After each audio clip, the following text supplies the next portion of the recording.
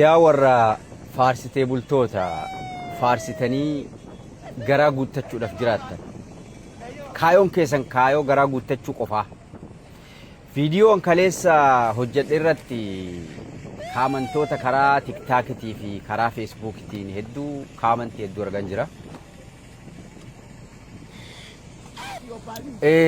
Nagaa buna dhabina ashama harka fuune hordoftoota kiyya kabajamoo fi jaallatamoo baganaa jiraattan irra geessani.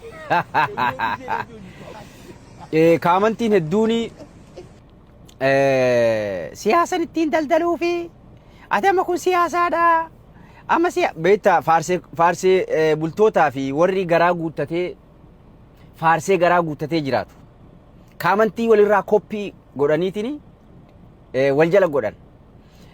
Nama tokkotu elektiroonikii hedduu qaba waan ta'eef elektiroonikii hedduu harka kaayanii kaamantii akka isaan si jala godhan. Namni tokko feesbuuka 5-6 qaba, tiktaak 5-6-7-8 qaba.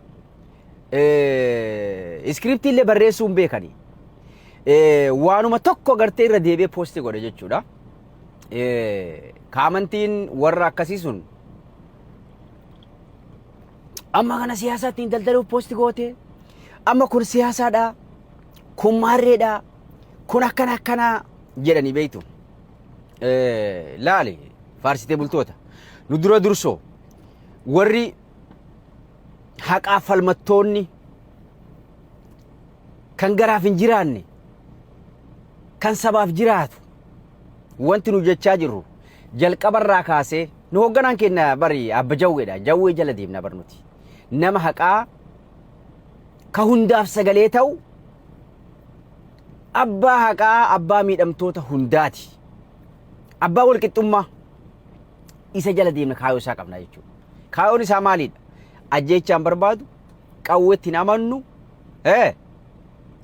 nagaya piis nagaya barbaannaa jechuudha.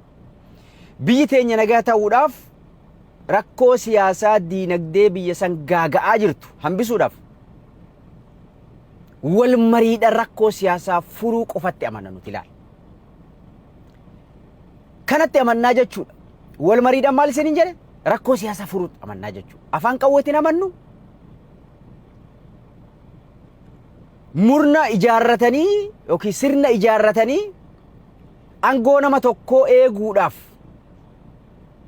eegsisuudhaaf kaayoo hin qabnu. Kuni kaayoo ilaalcha keenyaa miti jechuudha.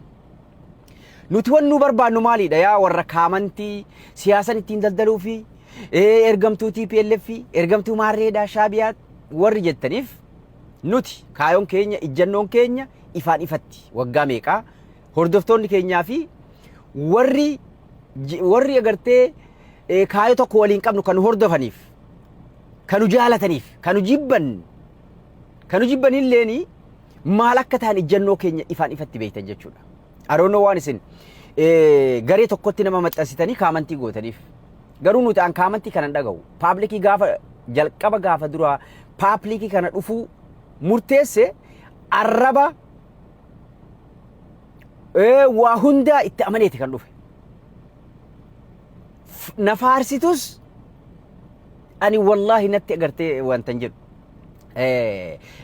miira keessa seenee akka warra social media kanneen hedduu dantaan qabu. Na arrabsitus si galaami natti hin qorruu jechuudha. Na arrabsitus na faarsitus dantaan qabu. Waan ummataa waan danda'u yeroo kiyyarraa qoodamee hojii kiyya akkanatti dhaabee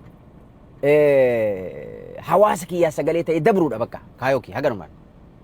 Duuba nuti ardhas borus biyya kan ka gaaga'aa jiru sirna amma jiru Abiyyi Ahmad. Abiyyi Ahmad aangoo tursiifatuuf diinagdee kuffisee qaala'iinsa jireenyaa ummata keenyatti agartee qaalessee civil war lola keessotiin biyya kana akka malee gaaga'ee jechuudha. Lubbuu lammiilee Itoophiyaa, lammiilee Oromoo, ijoollee Oromoo hegeree biyya saniitiif silaa taatu biyya san bulchitu teknaalajiin guddina biyya saniitiin addunyaa waliin wal silaa wal dorgomsiiftu ibiddatti oofee fixaa jira jechuudha. Kanaaf ibiddatti oofini ijoolleen tun barnoota deemuu qabdi. aangoo kan keetiif jettee ilmaan egeree biyya kanaatiif taatu in fixinii jechaan jirra bar. Lolaan rakkoon furamtu hin jirtu wal mariidhaani kennitee fudhachuudhaani ajjeechan wal doorsisuun wal dhabamsiisuun na jala bultu malee si cafaqa jechuun biyyi kan bultu hin jirtu jechu. Nuti kan jechaa jirru lola no war lola dhaabnee peacefully nagayaan karaa nagayaatiin rakkoo siyaasaa biyya sanii teebol irra teennee haa furannu jechaa jirra nuti ilaal. Hundi keessatti hirmaate hundi warri siyaasaa keessa jiru kamuu itti hirmaatee sabaaf sablammooti ummata dabalatee itti hirmaachisanii caayaa tokko jala ta'anii hegeree biyya saniitiif diiggoomsa siin diiggamaa jirturra diinagdee siin kuftee qaala'iinsa jireenyaa ummata ol ka'ee mata ol ba'ee ummata keenya miidhaa jiru kana diqqeessuudhaaf akka ummanni jiraatu jireenya madaalawaa godhuudhaaf rakkoo siyaasaa furuun dura dursoo murteessaadha jechaa jirra jechuudha. Rakkoo siyaasaa furuudhaaf loluu hin qabnu wal fixuu hin qabnu karaa nagayaatiin rakkoo siyaasaa biyya sanii furachuu qofatu nu baasaa jechaa jirra jechuudha. Nuti warri jawwee hordofuu fi kaayoo walqixxummaa qabu ilaalcha walqixxummaa qabu ummataaf quuqamu quuqamtoonni sabaa nuti akkana xabannaa jechuudha. Isin ammoo kaayoon keessanii cimdoodha jechuudha. Cimdoodha isin.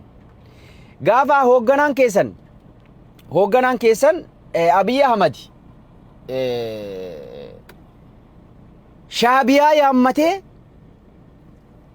lammiilee Itoophiyaa biyyuma Itoophiyaa tan ittiin saamsisu ittiin miidhu ittiin fixu Ciao Junta Ciao Junta jechaa turtan jechuudha. Somaaliyaa mootummaa naannoo Somaaliyaatti yaammatanii gaafa lammiilee Itoophiyaa ittiin namichi kun fixu deeggaraa turtan harka dhahaa turtan gaafas illee mormaa turre jechuudha. Lammii kan kee mootummaa ollaa biyya ollaatti yaammattee fixuun dhoorgaadha jennee mormaa turre jechuudha. Ardhalee kanuma jechaa jira jechuudha. Arda East Afrikaa keessatti biyya akka Itoophiyaa diinagdeedhaan kuftee lola irratti maallaqa investii gootee qaala'iinsa jireenyaa ummata irratti mataa ol baaftee arda ummanni keenya dhiifama sheeggodhaa jira. Ummanni keenya waggatti yeroo 2-3-4 gibira kaffalaa jechuudha. Qotee bulaan ooyiruurraa yeroo 4-5 kaffalaa. Horii agartee horiirraa ni kaffalaa, re'eerraa ni kaffalaa, lukkuurraa ni kaffalaa, killeerraa ni kaffalaa. Ummanni keenya miidhamaa jira. Kana hundaa kan godhe lola jechuudha. Namichi kun waggaa 8 guutuu lolatti waan jiruufi aangoo tikfachuuf lolaan akkasatti lolee hunda isaaf jalatti galchee aangoo tana tursiifadha kan jedhu yaada waan qabuufi qabeenya hundaa lola irratti investii godhe jechuudha. Mee malaal Telekoomii Itoophiyaa keenyatti gurgurate safarii koomitti gurgurate lola irratti investii ittiin godhe Baalee guutumaan guututti biyya Oromiyaa tana agartee lafa albuudaa hundaa Harargee fi Baalee tana guutuu bakka albuudonni gurguddoon akka yuurineemii irraa bahu qilleensa mijataa qabu lafa oomishaaf taatu Arabaaf gurgure maallaqa san lola irratti invest ittiin godhe airportii Ethiopian Airlines gurguratee lola irratti invest ittiin godhe qabeenya Itiyoophiyaan qabdu hundaa gurguratee fixee erga san fixee booda IMF'n pireesharii irra keettee liqaa keenya baasuudhaaf uummata irratti taaksii fa'uu qabda jedhanii sababni isaan uummata irratti baatii sassadiin uummata gidirsanii dalagachuu dhoowwanii qotee bularra hanga daldaltootatti gibira humnaa olii irratti fa'anii miidhaa jiraniif gidirsaa jiraniif namni uf ajjeesaa jiruufi pireesharii IMF ajaja IMF'tiin jechuudha. Maaliif biyya ka'oon godhaa jiru biyyoota alaati warra akka World Bank IMF jechuudha. Ethiopian Airlines gurguratee jira biyyoota alaatii fi abbootii qabeenya alaatii fi akkasuma agartee biyyoota agartee bakka oomishaa fi albuudota irraa